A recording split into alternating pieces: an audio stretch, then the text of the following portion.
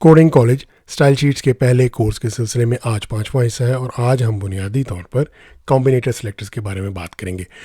अपने का जो बैकग्राउंड है वो ये है कि एक HTML पेज के अंदर दर्जनों टैग्स होते हैं और हमारा फोकस है उनको स्टाइल करना और मुख्तलिफ टैग्स को हम मुख्तलिफ तरीक़ों से स्टाइल करना चाहेंगे। और उसके लिए ज़ाहिर है कि हमने एक छोटी सी मिनी लैंग्वेज या नोटेशन जो है उसके बारे में हमारी गुफ्तगू चल रही है और उसमें भी हमने ये देखा था कि उसमें 4 बुनियादी तरीक़े अब हम देख चुके हैं कि हम कह सकते हैं कि फ़लाँ टैग को इस तरह कर दिया जाए, या इसके अलावा क्लास और आईडी की बात की थी कि क्लास और आईडी के एतबार से हम बता सकते हैं, या हम ये बता सकते हैं कि वो टैग जिनके ऊपर मखसूस एट्रीब्यूट या मखसूस एट्रीब्यूट की मखसूस वैल्यूज़ हों। और जो पिछला सेशन था बिलखुसूस उसमें हमने एट्रीब्यूट सिलेक्शन को मज़ीद तफसील में देखा था कि उसके कई ऑपरेटर्स भी हैं और उसमें हम ये भी कह सकते हैं कि ये वैल्यू शुरू में, आखिर में या दरमियान में आती हो।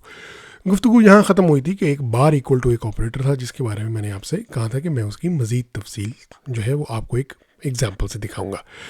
इसके अलावा आज हम अपनी गुफ्तगू जो है वो एक नए डायरेक्शन में लेकर जाएंगे और वो है एलिमेंट ट्री के बारे में कि एलिमेंट ट्री क्या होता है, कि HTML पेज के अंदर जो टैग्स होते हैं वो किस तरह एक दरख्त की शक्ल इख्तियार करते हैं और उनमें फिर डिसेंडेंट और चिल्ड्रन और इमीडिएट चिल्ड्रन वगैरह का क्या कॉन्सेप्ट है, सिबलिंग्स वगैरह का जो कॉन्सेप्ट है उस पर थोड़ी सी डिस्कशन करेंगे। और फिर हम कॉम्बिनेटर सेलेक्टर, एक नया टॉपिक जो है, यही जो लैंग्वेज हम सीख रहे हैं जिसमें 4 बुनियादी तरीके हम देख चुके हैं, टैग का नाम, क्लास, आईडी, एट्रीब्यूट्स के बाद ये दूसरा टूल हमारे पास आ जाएगा जो टैग्स को सिलेक्ट करने में जो है वो उनकी पोजीशन दरख्त के अंदर देखेगा, ट्री के अंदर वो कहाँ पर है। तो ये हमारी गुफ्तगू रहेगी और इस मौजू को हम आहिस्ता आहिस्ता 1 या 2 नशिस्तों में समेटेंगे, यानी कॉम्बिनेटर्स को। अच्छा, तो उससे पहले कि हम आगे चलें, पहले मैं आपको वो मिसाल दिखा देता हूँ जो मैंने आपसे बार इक्वल टू ऑपरेटर के बारे में बात की थी। ये हमारा एक पेज है, इसमें कोई ऐसी पेचीदगी नहीं है, सिर्फ और सिर्फ 6 पैराग्राफ हैं और हर पैराग्राफ पर लैंग एट्रीब्यूट है। लैंग एट्रीब्यूट में आपको याद दिलाता चाहूँ कि HTML के अंदर एक ग्लोबल एट्रीब्यूट है, ये हर टैग पे आ सकता है और ये इंडिकेट करता है कि जो कंटेंट टैग के अंदर है उसकी क्या लैंग्वेज है। यहाँ पर जो 3 पैराग्राफ हैं वो इंग्लिश में है और 3 उर्दू में है। लैंग्वेजेस का मामला कुछ इस तरह से है कि एक लैंग्वेज जो है वो ज़रूरी नहीं कि सिर्फ एक ही मुल्क में बोली जाती हो। जैसे अरबी है वो सऊदी अरब और इराक़ और शाम और उर्दन और लबनान कई जगह बोली जाती है।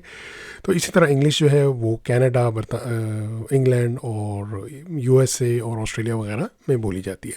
और इसी तरह अगर हम उर्दू को भी देखें तो उर्दू न सिर्फ पाकिस्तान में बल्कि इंडिया में भी बोली जाती है। तो मैंने यहाँ पर क्या किया है कि ये असल में लैंग्वेज कोड्स कहलाते हैं। इनमें होता ये है कि पहले लैंग्वेज आती है, उसके बाद हाइफन आता है और उसके बाद 2 लेटर जो है वो कंट्री कोड आता है। और अगर ये मौजूद ना हो तो इसका मतलब है कि ये जो है मतलब इंग्लिश है, इसमें कोई मुल्क का कोई अमल दखल नहीं है। लेकिन EN-US का मतलब है वो इंग्लिश जो अमेरिका में बोली जाती है और वो इंग्लिश जो बरतानिया में बोली जाती है। इनमें ज़ाहिर है स्पेलिंग का थोड़ा सा फ़र्क आ जाता है। इसी तरह उर्दू जो इंडिया और पाकिस्तान में बोली जाती है उसमें बाज़ औक़ात वोकैबुलरी का फ़र्क आ जाता है। तो ये जो है ना सिर्फ हमने इंडिकेट किया हुआ। अब हम चाह ये रहे हैं कि इनको उर्दू टैग्स को अलग स्टाइल करें, यानी उन पैराग्राफ्स को जो उर्दू में है, चाहे वो इंडिया में हो, चाहे वो पाकिस्तान उर्दू हो, चाहे कोई भी उर्दू हो, उसको जो है वो एक ख़ास रंग दें और इंग्लिश वाले जो वो चाहे वो बरतानिया की हो या US की हो उसको एक ख़ास स्टाइल दें। तो वो हम किस तरह करेंगे? तो मैं ज़रा एक प्रॉपर टैग लिखना चाहूँगा। हमें जो पता है कि ये जो पहले आउटपुट देख लेते हैं, ये हमारी आउटपुट है। इस वक्त ये प्लेन ब्लैक है। तो अगर मैं यूं करूं कि पैराग्राफ कलर, हम जो है ना इंग्लिश को रेड और उर्दू को ब्लू करना चाह रहे हैं, इसको मैं अभी हम इंग्लिश पे फोकस करेंगे, इसको रेड कर देता हूं। तो होगा क्या, ये सिलेक्टर क्या कह रहा है, ये वो पहला टैग है जो सिलेक्टर जो हमने सीखा था, यानी हम टैग का नाम दे रहे हैं। तो क्या होगा, सारे के सारे रेड हो जाएंगे क्योंकि सारे तो पैराग्राफ हैं। अब हम इसको रिस्ट्रिक्ट करना चाहेंगे कि जो है ये P वो जिनके ऊपर लैंग एट्रीब्यूट हो, तो इसका भी कोई फ़र्क नहीं पड़ेगा क्योंकि लैंग तो एट्रीब्यूट सभी पे है। और अब अगर हम इसको इक्वल टू इन कर दें तो फिर क्या होगा कि ये सिर्फ इंग्लिश वाला जो है वो सिलेक्ट होगा। अच्छा, अब हम तो चाह रहे हैं कि तमाम इंग्लिश जो हैं वो न सिर्फ ये वाला बल्कि ये भी और ये भी जो है वो रेड हो जाए। तो वो कैसे करेंगे? तो उसके लिए जो है बार इक्वल टू ऑपरेटर आ जाता है, और हमने ये जिक्र किया था कि बार इक्वल टू ऑपरेटर क्या करता है कि वो ये वाली वैल्यू जो है वो शुरू में ढूंढता है, और वो देखता है कि या तो पूरी की पूरी एग्जैक्ट ये हो, या वो उसके साथ हाइफन लगा हुआ हो, यानी इन डैश। यानी क्या देखेगा, ये ढूंढेगा क्या, अगर मैं आपको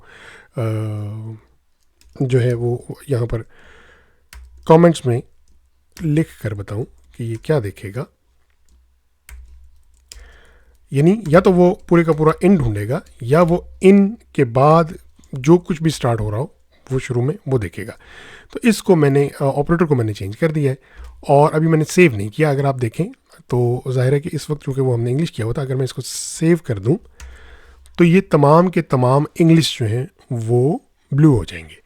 अब इसी तरह हम उर्दू के लिए यही बात दोहरा लेते हैं, वो पैराग्राफ जिनमें लैंग एट्रीब्यूट हो लेकिन वो यूआर हो, तो उनका जो कलर है वो ब्लू कर दें। तो इतना मार्कअप हम देखते हैं कि वो तो सिर्फ एक ही पैराग्राफ है जिसकी लैंग उर्दू, बाकी तो यू आर डैश इन और यू आर डैश पी के है। तो इसका इम्पैक्ट क्या होगा, वही जैसे हम इंग्लिश में देख चुके हैं कि ये सिर्फ पहला पैराग्राफ जो है वो उर्दू में हो जाएगा। अच्छा, अब इसको अगर हम ये करना चाहें कि नहीं, ये जो पैराग्राफ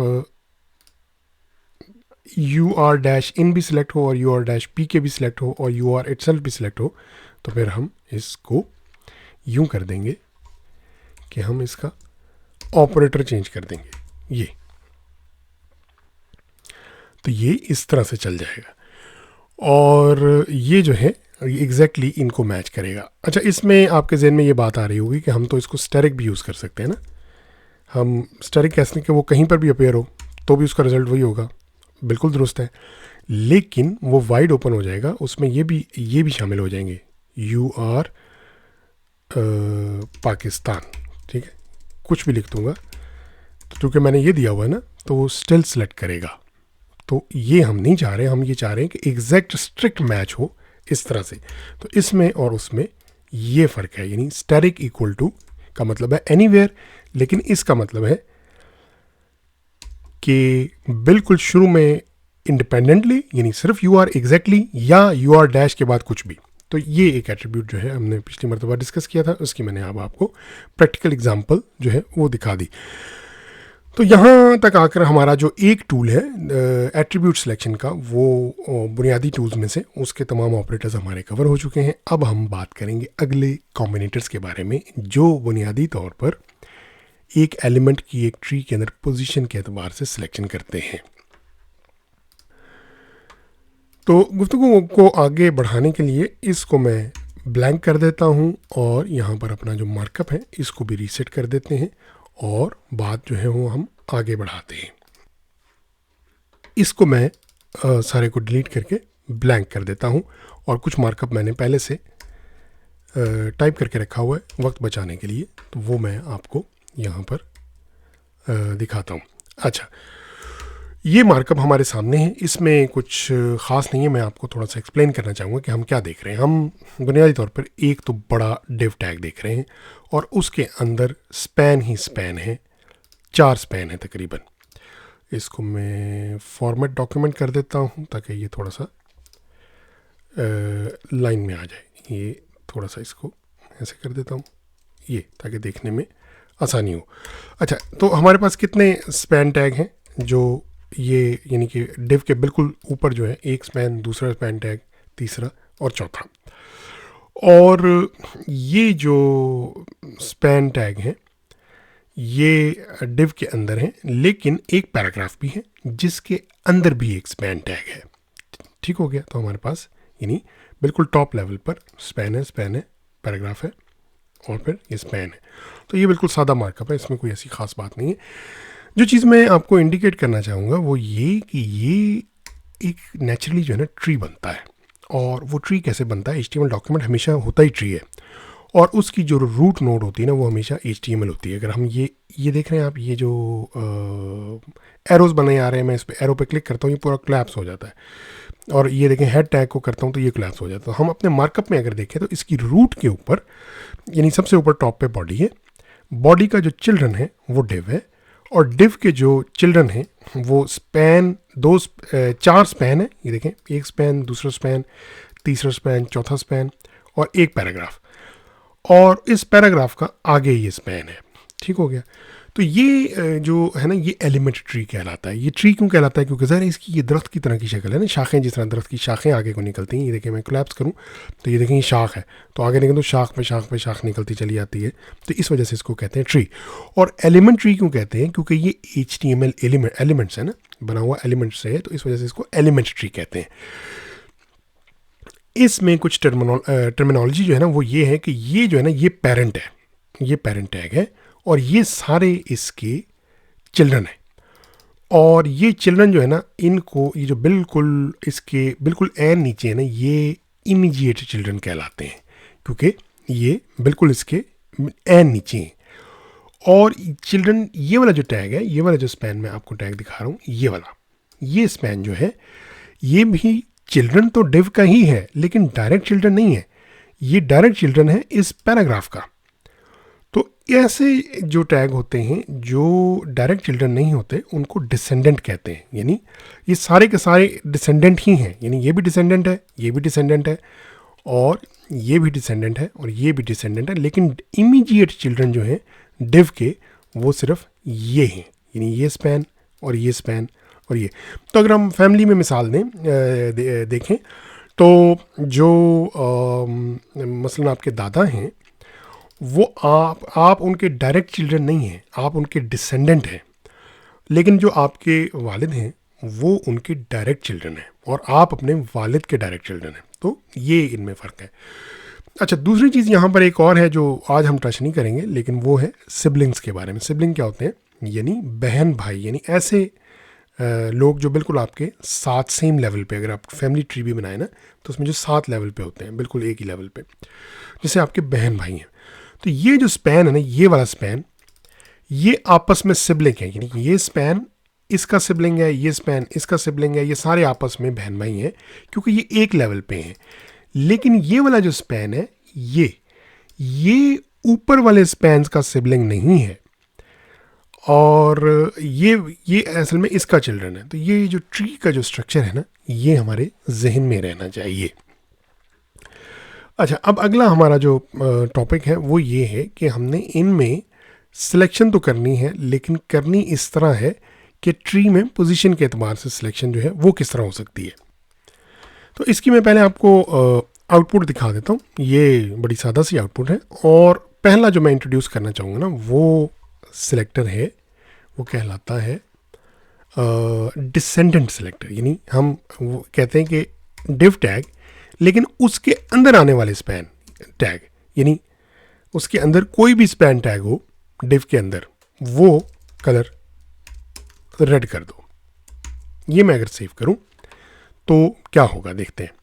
आप देखें, जितने स्पैन टैग्स हैं वो, ये सेकंड स्पैन, ये जितने भी टैग हैं, ये सारे स्पैन टैग जो हैं वो रेड हो गए। क्यों रेड हो गए?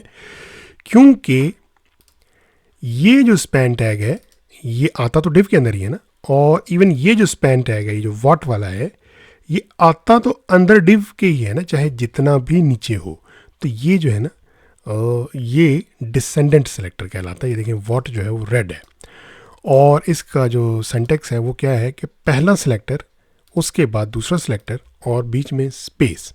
तो जब मैं पहला सेलेक्टर दूसरा सेलेक्टर कह रहा हूँ, तो क्यों? इसलिए कि ये कुछ भी हो सकता है, डॉट हेडिंग भी हो सकता है, ठीक है, और यहाँ पर वार्निंग भी हो सकता है। नहीं, ये पूरे के पूरा इन इट सेल्फ सेलेक्टर्स हो सकते हैं, जो अब तक हम देख चुके हैं। तो हमारे इसमें चूँकि ये सिर्फ फ़िलहाल सादा मिसाल रखने के लिए हमने ये रखा है, और ये सिर्फ स्पेस से होते हैं। लेकिन क्या ऐसा हो सकता है कि हम ये कहें कि नहीं सारे नहीं, ये तो डिव, मतलब इस डिव के जितने नीचे जो भी स्पैन आता है इसके अंदर आता है वो रेड हो जाता है? नहीं, इमीडिएट सिर्फ वो स्पैन जो इसके डायरेक्टली हो, उसमें हम ये जा रहे हैं कि ये वाला स्पैन तो रेड हो जाए, ये वाला भी हो जाए, लेकिन ये वाला ना हो, क्योंकि ये तो इसका एक तरह से पोता है ना, डायरेक्ट चिल्ड्रन नहीं है, डिसेंडेंट है, डायरेक्ट इमीडिएट चाइल्ड नहीं है। ये वाला इमीडिएट चाइल्ड है, ये वाला इमीडिएट चाइल्ड है। तो बिल्कुल ऐसा मुमकिन है, और उसकी जो नोटेशन है वो बड़ी सादा है। वो इस स्पेस की बजाय आप सिर्फ ग्रेटर देन का साइन डाल देते हैं, इसका मतलब है कि सिर्फ वो स्पैन टैग जो डायरेक्टली इस डिव के साथ हो। तो अब देखें ये वाला वॉट जो है ये रेड नहीं हुआ, लेकिन बाकी जो इमीडिएट चिल्ड्रन थे वो सारे के सारे रेड हो गए। तो ये आज के लिए इतना काफ़ी है। आप इसको ज़रा एलिमेंट ट्री के कॉन्सेप्ट को अच्छी तरह समझ लें, और जो मैंने आपसे बात की है डिसेंडेंट की और इमीडिएट चिल्ड्रन की, जो ये दो ऑपरेटर हैं, इनकी ज़रा प्रैक्टिस कर लें इस मार्कअप को देखकर। इसी गुफ्तगू को हम थोड़ा सा दोहरा कर मज़ीद दो ऑपरेटर और देखेंगे। कॉम्बिनेटर ऑपरेटर टोटल 4 हैं, बिल्कुल सादा है, इनके अंदर कोई ऐसी बात नहीं है। एक दो आज हमने देख ली हैं जो डिसेंडेंट से रिलेटेड है, यानी नीचे नीचे की तरफ देखते हैं। दो अगले जो देखेंगे वो सिबलिंग से रिलेटेड है। तो इसके साथ ही आज के लिए इसको कंक्लूड करते हैं। आपके वक्त और तवज्जो का बहुत बहुत शुक्रिया।